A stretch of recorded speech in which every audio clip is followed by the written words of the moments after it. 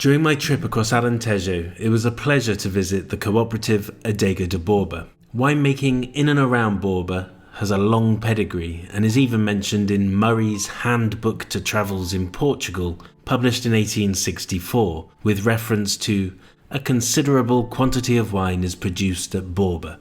And so it is to this day, with Borba producing around 10 million bottles per year. The co-op is also renowned for their quality, with their very popular Adega de Borba Reserva being a top seller with its iconic label printed on cork. During my visit, I was given a tour of the winery and the cellars by Helena Ferreira, the director in charge of production and quality control. Helena has been implementing an impressive suite of sustainability protocols right across the organisation. These include training the 300 growers, covering over 2,200 hectares of vineyards, to improving energy, water and waste management. All of this work is to ensure that the 1,000 families who rely on Adega de Borba for their living have confidence that they will be producing wine there in the years and decades to come. Okay, Helena, can you start by giving us a brief summary of the scale of production at Adega Borba and also the role that the winery plays in the local community as well? Okay, so we are a cooperative. We exist since 1955, so we have 66, 67 years old. We are one of the main wine producers in the Alentejo region. We produce about 18 million kilos of grapes per year, and our average production is 10 million bottles per year.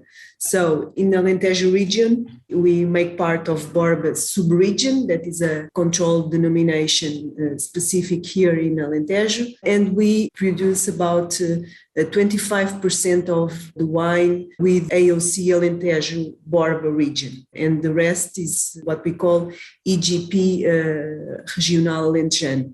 So in the Alentejo, we play the role of one of the most important producers of wine, like the other main cooperatives. And in the community, we have a very important role about the fixation of population in the region, because we continue to be, and the cooperatives in Alentejo, in specific our winery, is one of the main business that maintain the agriculture production here in this region, particularly the vineyards. So we have more or less in production 2,200 hectares in production with about 300 associates. That means that we have more or less, if we think 300 associates with, let's say, 2 employees average per associate. So after that, about 100 people that work in the winery.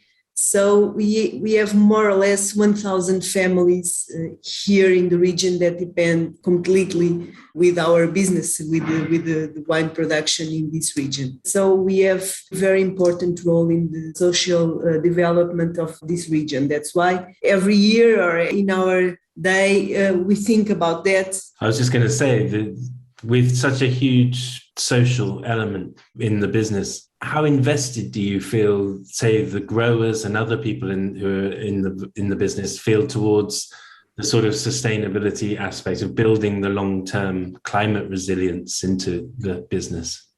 So that's one of the main roles, one of our pillars in the development in the winery that pass through the grape growers is the sustainability of the business.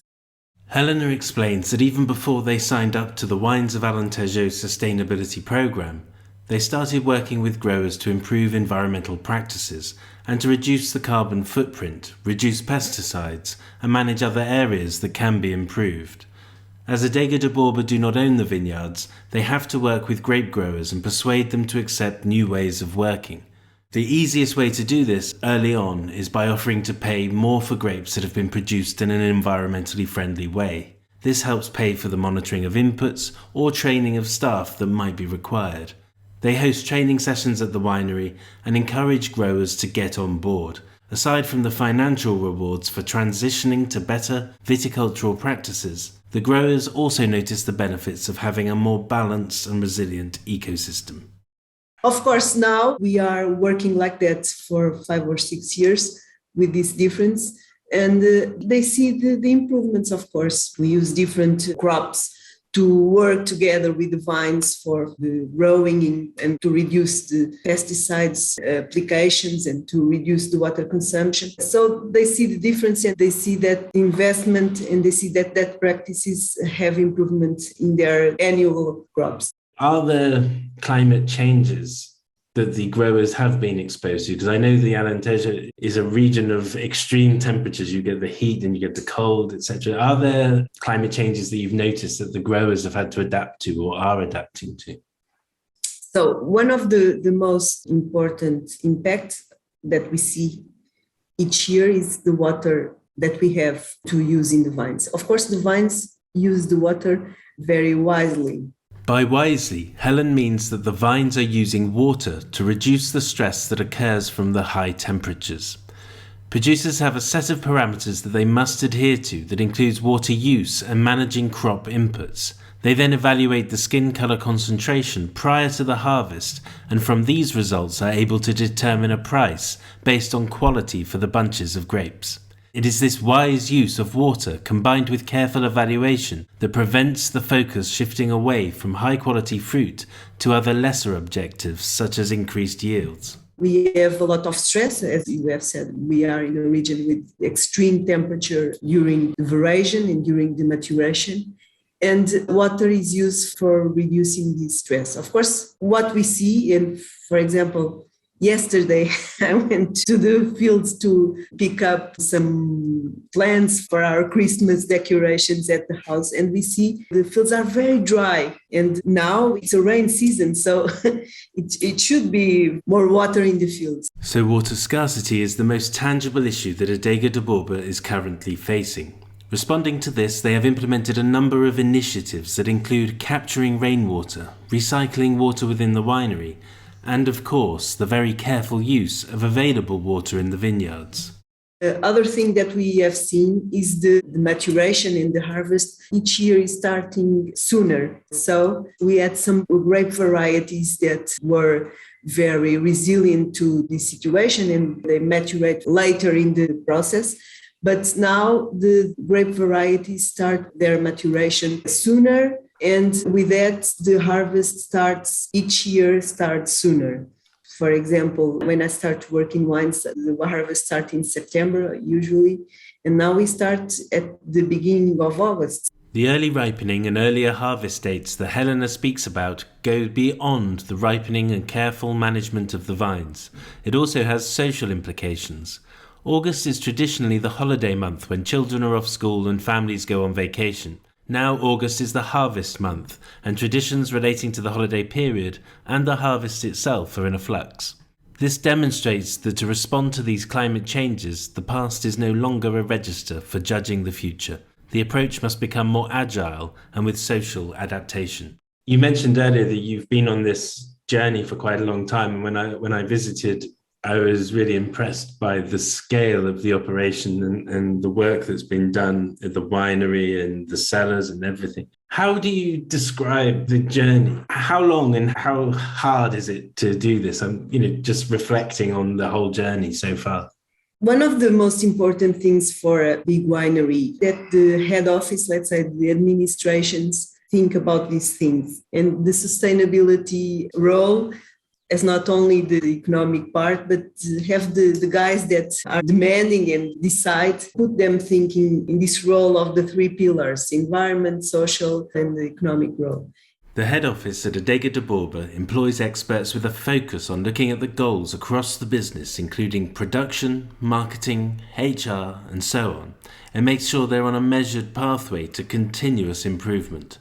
Although we think of the three pillars of sustainability as being the social, economic, and environmental, Helena describes this commitment to continual improvement as a fourth pillar. Every area is marketing, production, winery, efficiency, maintenance. So all our departments have these annual goals that are inserted in our pillar of continuous improvement. So I think that's why you have seen we are always getting to achieve more, to be better, to be more efficient. I think it's in the essence of our winery. And that's very evident. You've been a member of the Wines of Alentejo sustainability program for some time now. What would you say are the main benefits of being part of the program? The benefits is to see other examples. It's very important. One of the most important things about the program and about the organization of the program were to put us talk to each other, the different producers. This recognition of sharing knowledge across producers has been a key characteristic of the WASP program. João Barroso, in his interview in this series, identified his objective of setting out to create a knowledge-sharing network.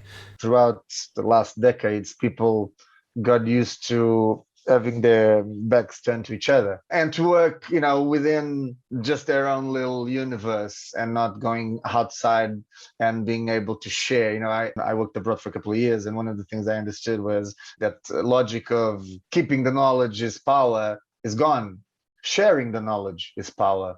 That's the new paradigm. And so when I go into this project, this sharing the knowledge is power was one of my key drives, because we had indeed companies with a lot of knowledge, and we had indeed companies with lack of knowledge and with hunger for knowledge. And so what we managed to do, and this was something quite satisfactory also, was to create this knowledge sharing network.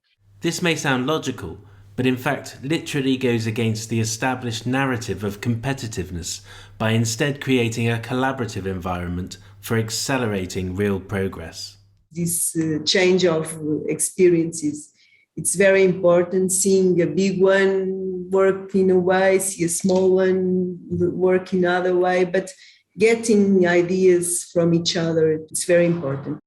The world is changing everywhere, and climate change is one of the big drivers of these changes now, climate. What do you hope or foresee for Adega Borba in the sort of next decade or next 2 or 3 decades? We are particularly sensitive to that we have to look for more resilient grape varieties, because in the world, as you have said, the grape growers and the plant producers, let's say it like that, work to achieve clones with stable productions, with concentrations, with quality concentrations, but they didn't look, I think, for this kind of adaptation. So I think it will be a challenge to achieve and to adjust the vines to this kind of climate change and to achieve more resilient grape varieties for this kind of situation, to work with less water, with more stress. Okay, so that's probably going to be one of your big struggles.